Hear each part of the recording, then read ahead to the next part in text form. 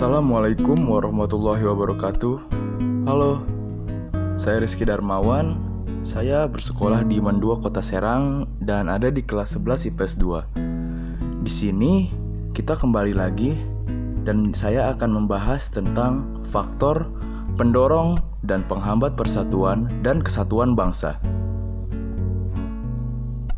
Yang pertama akan kita bahas adalah faktor pendorong persatuan dan kesatuan bangsa, yaitu faktor pendorong yang pertama adalah Pancasila. Pancasila dapat memperkukuh persatuan dan kesatuan bangsa Indonesia, dikarenakan nilai-nilai Pancasila bersifat universal atau menyeluruh, yang artinya nilai-nilai Pancasila tidak hanya diperuntukkan bagi penganut agama tertentu saja, maupun suku bangsa tertentu saja. Akan tetapi, nilai-nilai Pancasila berlaku dan menjadi pedoman hidup rakyat Indonesia, tanpa memandang perbedaan suku, bangsa, agama, budaya, bahasa, dan lain sebagainya. Karena Pancasila juga sebagai dasar negara, dan juga Pancasila merupakan pandangan hidup bangsa, pemersatu bangsa, kepribadian bangsa, dan perjanjian luhur bangsa. Selanjutnya, yang kedua adalah Sumpah Pemuda. Para pemuda Indonesia telah mengikrarkan Sumpah Pemuda pada 28 Oktober 1928. Sumpah Pemuda merupakan sumpah yang menunjukkan tekad seluruh pemuda Indonesia, yang merupakan unsur utama perjuangan bangsa melawan penjajah demi mempersatukan seluruh rakyat Indonesia dalam perjuangan meraih kemerdekaan. Lalu dalam isi rumusan Sumpah Pemuda terkandung nilai utama, yaitu satu tanah air, satu bangsa, dan satu bahasa, yakni Indonesia. Sumpah Pemuda menjadi sangat penting di tengah gempuran berbagai isu yang dapat memecah belah persatuan dan juga kesatuan bangsa. Dan yang ketiga ada Bhinneka Tunggal Ika.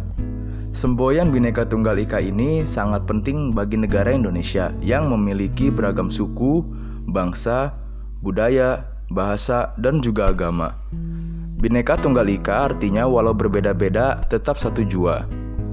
Persatuan dan kesatuan bangsa Indonesia akan senantiasa terjaga jika nilai-nilai dalam semboyan Bhinneka Tunggal Ika selalu dilaksanakan oleh rakyat Indonesia dalam pergaulan sehari-harinya. Kemudian, kita akan membahas tentang faktor penghambat persatuan dan kesatuan bangsa. Seperti yang sudah kita ketahui sebelumnya, bahwa persatuan dan kesatuan bangsa merupakan syarat mutlak untuk memperoleh kemajuan bangsa. Tetapi, dalam kenyataannya, kita sering melihat berbagai peristiwa yang mencerminkan gejala perpecahan bangsa, seperti kerusuhan antar pendukung sepak bola, demonstrasi yang diwarnai dengan kekerasan, konflik antar suku. Peristiwa tersebut, apabila tidak segera diatasi, akan menyebabkan kerusaknya persatuan dan kesatuan bangsa. Faktor penghambat persatuan dan kesatuan bangsa yang pertama adalah kebinekaan atau keberagaman.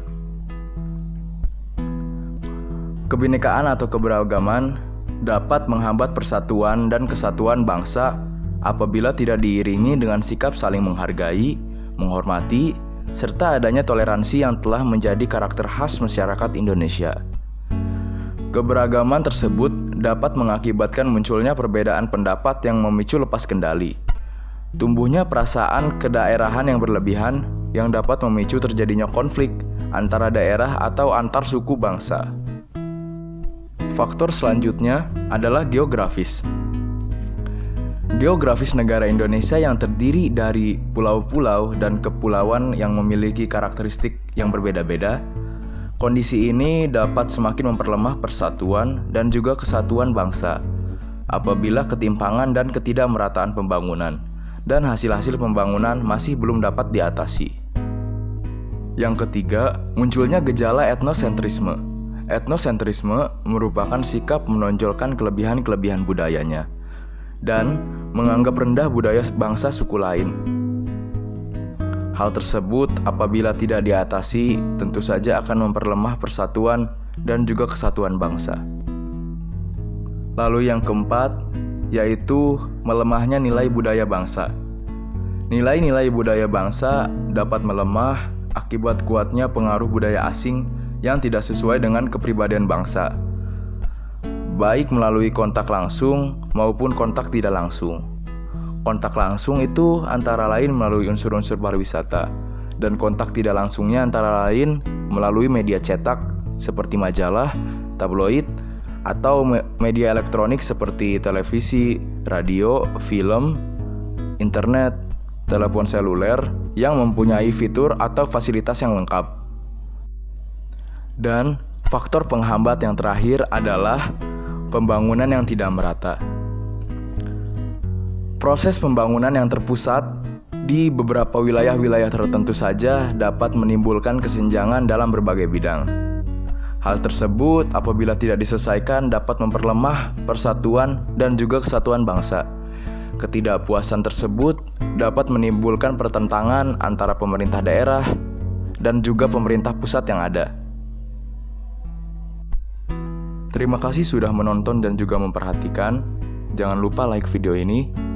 Dan saya undur diri. Mohon maaf bila ada beberapa kesalahan. Wabillahi taufiq wal hidayah. Wassalamualaikum warahmatullahi wabarakatuh.